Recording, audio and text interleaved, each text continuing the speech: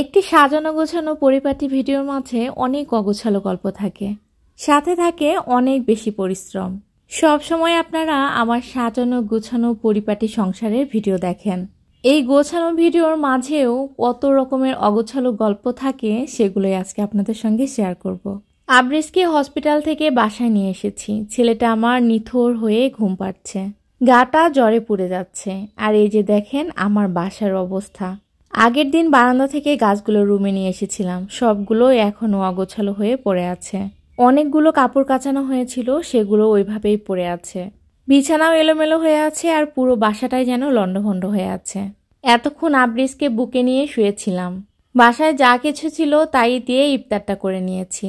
আর এরই মধ্যে আবরিজ ঘুমিয়ে গেছে, আর আমার ঘরের কাজে লেগে পড়েছি। ঘরের মধ্যে এরকম অগোছালো থাকলে তো একদমই চলবে না, কারণ অগোছালো ঘর দেখলে আমি নিজেই অসুস্থ হয়ে পড়ি। আমি যতই অসুস্থ থাকি না কেন বা যে কোনো পরিস্থিতির মধ্যেই থাকি না কেন, সব সময় চেষ্টা করি আমার ঘরটাকে সুন্দর করে গুছিয়ে রাখার। একটু সাজানো গোছানো থাকলে শরীর অসুস্থ থাকলেও মনটা কিন্তু বেশ ফুরফুরে হয়ে যায়। শুধু যে আবরিজি অসুস্থ তা নয়, আমার শরীরের অবস্থাও মারাত্মক খারাপ। আমি তো আগে থেকে অসুস্থ ছিলাম, তারপর হসপিটালে থেকে বাসায় এসে সব কিছু এলোমেলো দেখে, আবরিজির অবস্থা দেখে সব কিছু মিলে না আমার আসলে সব কিছু এলোমেলো লাগছে। কিন্তু একটা মেয়ে যখন মা হয়ে যায় তখন সে সকল পরিস্থিতিতে নিজেকে খাপ খাইয়ে নিতে শিখে যায়। এই যে দেখুন, এত খারাপ সময় যাচ্ছে, এত বাজে একটা পরিস্থিতি, তারপরেও আমি কি সুন্দরভাবে বাচ্চাকে ম্যানেজ করছি, নিজের বাসাটাকে গুছিয়ে নিচ্ছি।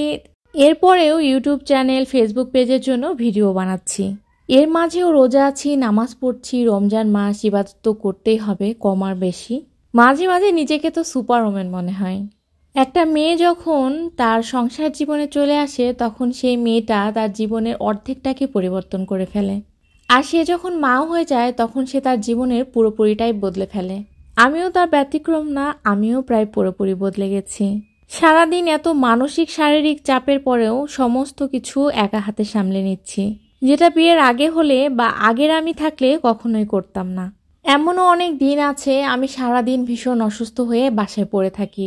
বাসা তো এমনি এমনি গোছানো থাকে না, সবকিছু গুছিয়ে রাখতে হয়, আবার এলোমেলো হয়, আবার গুছিয়ে রাখতে হয়। যতই অসুস্থ হই না কেন আমি একাই থাকি। আমাকে দেখার মতো সেরকম কেউ নেই। সেরকম বলতে আসলেই কেউ নেই, আমি সম্পূর্ণই একা। তাই ঘর বাড়ি বাচ্চা সংসার যেভাবেই থাকুক না কেন, দিন শেষে আমি সমস্ত কিছু গুছিয়ে ফেলি আবরিজের বাবা আসার আগেই। আমার সাথে যা কিছুই হোক না কেন বা আমার জীবনের সাথে যা কিছু হয়ে যাক না কেন, আবরিজের বাবা বাড়িতে আসার আগে আমি সমস্ত কিছু গুছিয়ে ফেলি।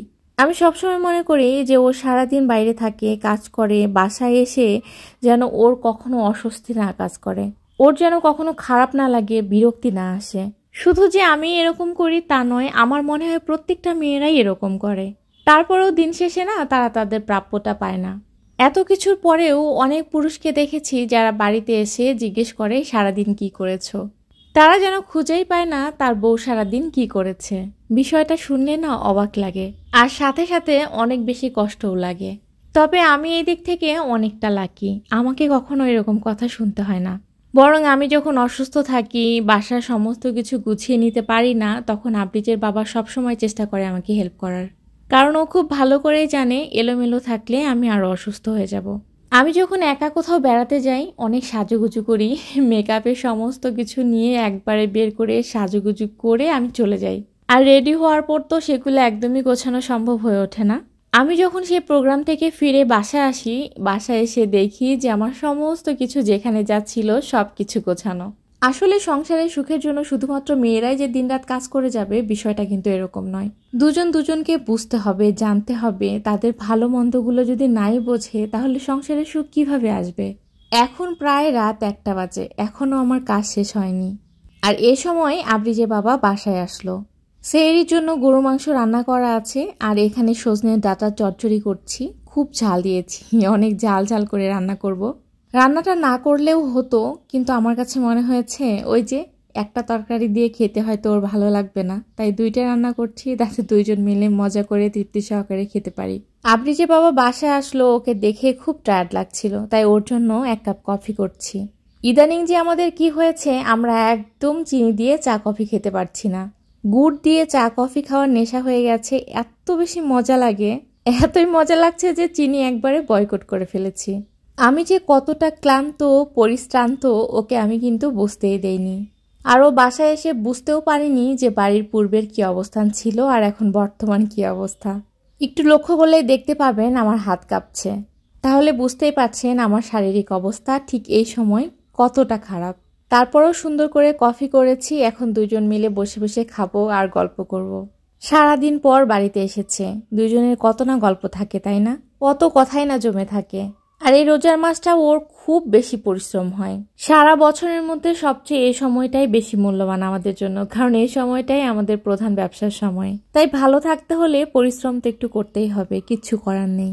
আর এই তো কফি শেষ করে এসে দেখি আমার রান্নাটা এখনো হয়নি। তবে আমার আর এখন বসে থাকার একদমই ধৈর্য নাই। রান্নাটা হতে থাক আর আপনাদের কাছ থেকে বিদায় নিয়ে নিই। সবাই ভালো থাকবেন, সুস্থ থাকবেন আর আমাদের জন্য অনেক অনেক দোয়া করবেন। আল্লাহ হাফেজ।